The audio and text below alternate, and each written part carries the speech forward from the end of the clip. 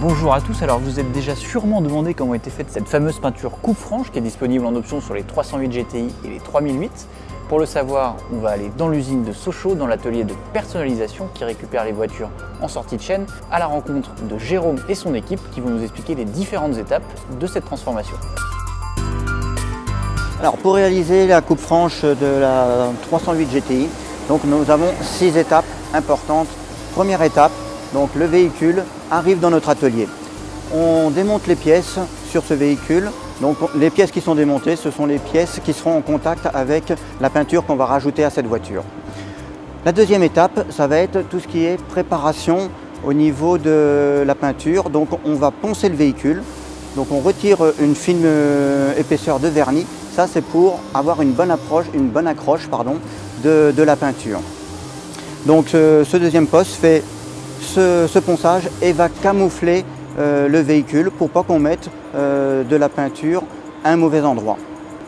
Troisième étape, c'est l'étape qui est la plus visuelle, ça va être tout ce qui est peinture. Donc le véhicule rentre en cabine et c'est là où est-ce que l'opérateur utilise les pistolets, va mettre la base, donc ça va être pour la coupe franche le noir.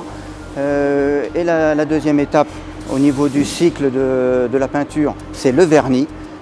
Ensuite, quatrième étape du processus, le véhicule, on fait l'opération de lustrage. Donc ça, c'est l'opération qui se passe derrière nous, où donc on vient supprimer les petites imperfections qu'on a pu rencontrer dans notre cycle. La cinquième étape, donc là, on remonte le véhicule complètement. Donc voilà, les pièces qui ont été démontées sont remontées. Dernière étape qui est pour nous très importante, qui nous permet de garantir d'avoir un véhicule parfait, donc c'est le poste de contrôle.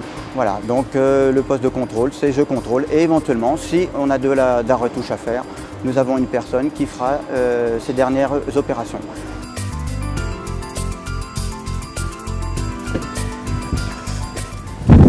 Alors voilà, comme vous avez pu le constater, l'opération relève plus de l'artisanat que du travail automatisé.